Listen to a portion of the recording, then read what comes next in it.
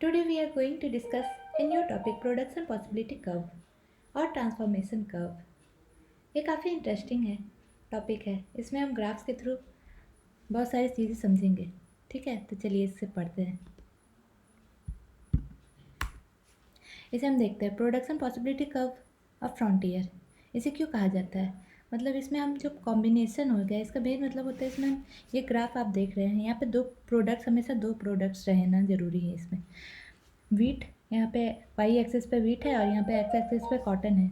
इसका मतलब है कि जब हम कॉटन और वीट का हमको ये ग्राफ शो कर रहा है, ये ग्राफ में हमको सारे वीट और कॉटन के ऐसे गुड्स, ये दोनों गुड्स के ऐसे क्वांटिटीज़ के सारे पॉइंट्स बने हुए हैं जो हमको दिखाएंगे कि जहाँ पे हम मैक्सिमम आउटपुट गेन कर पाए, मतलब अपने लिमिटेड इनकम। जैसे मेरे इनकम में कुछ रुपया हो जाएगा, 200 रुपये, 400 रुपये, तो हम उस रुपये को किस हिसाब से खर्च करें कि हम वीट को और कॉटन को ऑप्टिमम यूटिलाइज़ कर पाए, वीट पे भी कुछ मनी स्पेंड कर पाए और कॉटन पे भी कुछ मनी स्पेंड कर। दोनों हमको जब ऐसा कॉम्बिनेशन हमको ऐसा मिल जाए तो वो हो जाएगा मेरे लिए प्रोडक्शन पॉसिबिलिटी कर्व। ठीक है, तो अब हम इसे अच्छे से समझते हैं नेक्स्ट डायग्राम में। तो production possibility curve shows the output combination of two goods or services attainable when all resources are fully and efficiently utilized। तो मतलब हो जाएगा सारे रिसोर्स को हमको फुल्ली और इफिशेंटली यूटिलाइज करना होगा। दैट इज़ यहाँ मेरा रिसोर्स क्या है, यहाँ मेरा रिसोर्स हो गया सॉरी, ये मैं क्लोज कर देती हूँ। हाँ, तो यहाँ मैं बता रही थी कि सारे रिसोर्सेज को हमको फुल्ली यूटिलाइज करना पड़ेगा। यहाँ मेरा रिसोर्स हो गया मेरा मनी, मेरा इनकम, जो कि हमको यूटिलाइज़ करना है for the output of combination of goods. हमको दो गुड्स परचेज करना है, वीट और राइस। तो हम अपने मनी को किस हिसाब से खर्चा कर देंगे कि हमको दोनों प्रोडक्ट का मैक्सिमम बेनिफिट। तो इसके बहुत सारे कॉम्बिनेशन हो सकते हैं, जैसे हम वीट कुछ ले ही नहीं और हम सारा पैसा कॉटन में लगा दें, तो ये तो मेरा इसमें हम गेन नहीं कर पा रहे हैं। तो वो पॉइंट भी, जैसे यहाँ पे पहला पॉइंट ये इस ग्राफ में आप देख रहे हैं, गुड्स एक्स और गुड्स वाई हो गया। तो जब ये ए पॉइंट है, बी पॉइंट है, सी पॉइंट है, तो इस पर कुछ क्वांटिटी ऑफ गुड्स एक्स है और कुछ क्वांटिटी ऑफ गुड्स वाई है। बी पे भी कुछ क्वांटिटी ऑफ गुड्स एक्स है, क्वांटिटी ऑफ गुड्स वाई है। तो ये सब हम देख रहे हैं, तो ये मेरा मैक्सिमम अटेनेबल पॉइंट्स हो जाएगा। तो ये सारे वो कॉम्बिनेशंस हो गए, तो ए बी सी ये तीन कॉम्बिनेशन, इस पर और कॉम्बिनेशन हम बना सकते थे। तो इसका मेन फीचर्स क्या होता है, इसके मेन ये चीज़ होता है कि ये कनकेव टू द ओरिजिन होता है, जो कि हम देख रहे हैं इसका डायग्राम, इसका कनकेव टू द ओरिजिन है।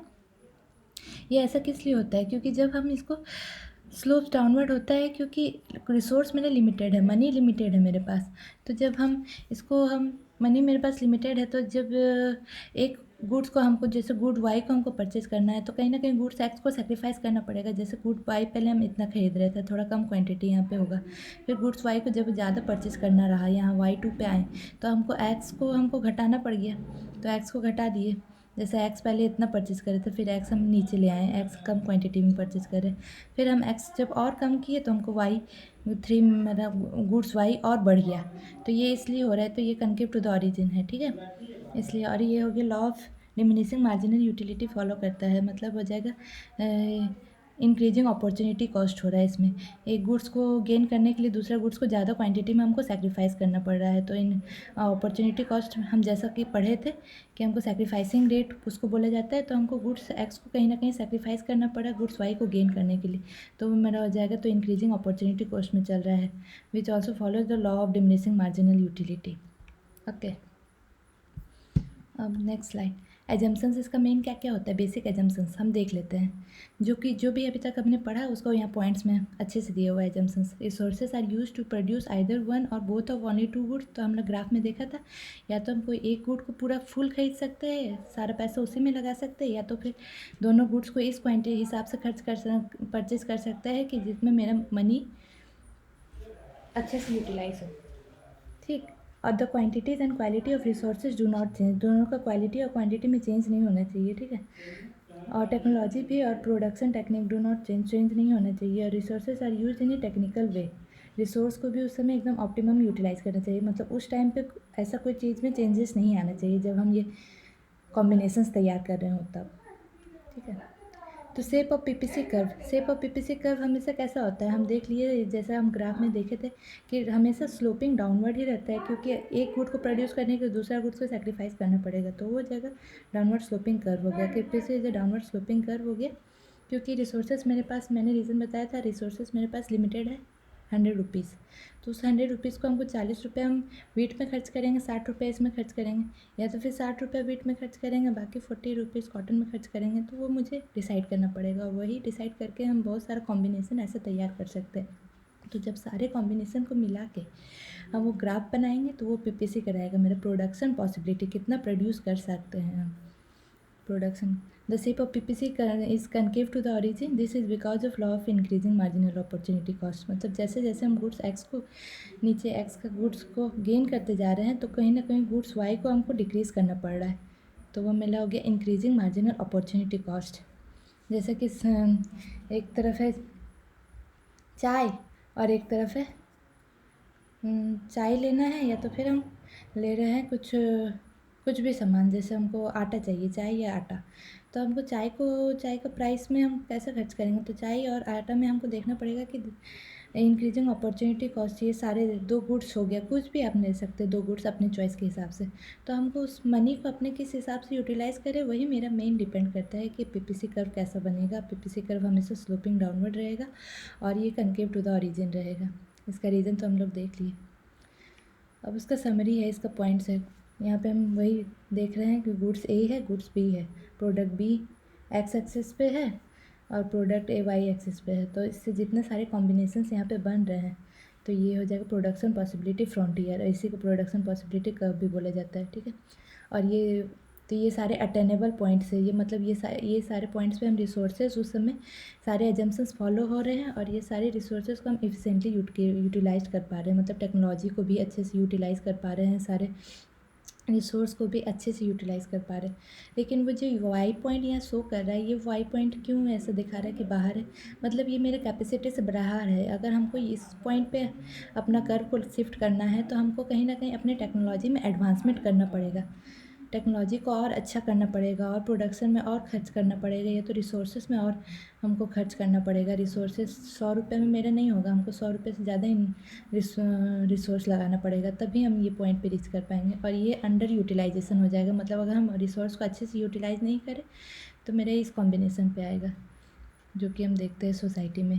तो इकोनॉमी में हम जनरली यही सब चीज़ फेस करते हैं अपने society day to day life में। अगर मेरे पास रिसोर्सेज को हम अच्छे से यूटिलाइज़ करेंगे, अपने resource as well as technologies को, तो ये इस कर्व पे आराम से पहुंच जाएंगे।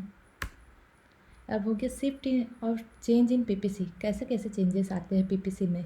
या तो यहाँ तो शिफ्ट हम दिखा रहे हैं, जैसे कि हो गया ए बी, एक इनिशियल पॉइंट हम ले लेते हैं ए बी इनिशियल कर्व हो गया। अब हो गया पी क्यू, ये शिफ्ट हो गया, तब जब पी क्यू पे आ गया तो ये हो गया outward shift, PPC curve shift हो गया। तो ये ऐसा क्यों हुआ होगा, जब दोनों goods X as well as goods Y दोनों में चेंजेस आया होगा, मतलब दोनों में रिसोर्स भी चेंज किए हैं, हम टेक्नोलॉजी में भी एडवांसमेंट किए हैं, और कहीं ना कहीं रिसोर्स में भी इन्वेस्ट किए हैं, तो अभी हम ये कर्व पे पहुँचे होंगे। और दोनों गुड्स के लिए, अगर एक गुड के लिए तो शिफ्ट नहीं होता, दोनों गुड्स के लिए हुआ है। और जब अगर दोनों गुड्स में डिक्रीज़ ऑफ रिसोर्सेज हुआ, या तो फिर डिक्रीज़ टेक्नोलॉजी अपडेट नहीं हुआ, टेक्नोलॉजी और ख़राब हो गई, तब हो जाएगा वो आरएस पे आ जाएगा, तो ये अंडर यूटिलाइजेशन हो जाएगा, मतलब पीपीसी इनवर्ट शिफ्ट हो जाएगा इनिशियल से, अगर हम इसको रेफरेंस ले तो, ठीक है। जैसा कि आप देख रहे हैं आउटवर्ड शिफ्ट और इनवर्ट शिफ्ट। अब ये हो गया रोटेशन ऑफ पीपीसी। रोटेशन क्यों होता है, रोटेशन होता है मेनली जब एक गुड में चेंजेस आए, ओनली फॉर वन गुड्स, और शिफ्ट होता है जब बोथ गुड्स में, good X as well as good Y. तो यहाँ पे जैसे हम दो गुड्स देख रहे हैं, गन्स और बटर, तो यहाँ गन और बटर है, तो यहाँ पे जब ये बटर के लिए वर्क कर रहा है, ये पीपीसी ग्राफ में हम देख रहे हैं ए बी एक इनिशियल पॉइंट है, ठीक। तो लेकिन ये लेफ्ट वर्ड और राइट वर्ड रोटेट तो कर रहा है, लेकिन ये खाली ये बटर का प्रोडक्शन के लिए हो जाएगा, क्योंकि अगर बटर के टेक्नोलॉजी में अगर इन्हांसमेंट हुई है, तो ये राइट वर्ड शिफ्ट करेगा, या तो टेक्नोलॉजी में या तो फिर रिसोर्सेज में, तो ये राइट वर्ड शिफ्ट करेगा। लेकिन वहीं अगर टेक्नोलॉजी और रिसोर्सेज में इन्हांसमेंट की जगह उसमें डिक्रीज़ हो गया, तो वो लेफ्ट वर्ड शिफ्ट कर जाएगा, ठीक है। तो यहाँ देख लिया। उसी तरह गन्स में अगर ये गुड गन्स का गुड है, तो यहाँ लेफ्ट वर्ड शिफ्ट हुआ, जब वही रीज़न सेम ही रहेगा, डिक्रीज़ ऑफ रिसोर्सेज या डिक्रीज़ इन टेक्नोलॉजी। टेक्नोलॉजी और ख़राब हो गई और अपडेटेड होने की जगह आउटडेटेड हो गई, तो ये लेफ्टवर्ड शिफ्ट हो जाएगा। और जब टेक्नोलॉजी को मैंने अपडेट करके प्रोडक्शन को बढ़ा लिया तो वो राइटवर्ड शिफ्ट हो जाएगा। या तो मैंने रिसोर्सेज को कहीं अपने ज़्यादा इंक्रीज़ कर लिया तो वो मेरे राइटवर्ड शिफ्ट हो जाएगा। तो मेनली हमने पीपीसी में काफ़ी सारी चीज़ आज देखी है, उसके एजम्पशंस को पढ़ा है, उसके मीनिंग को अंडरस्टैंड किया है।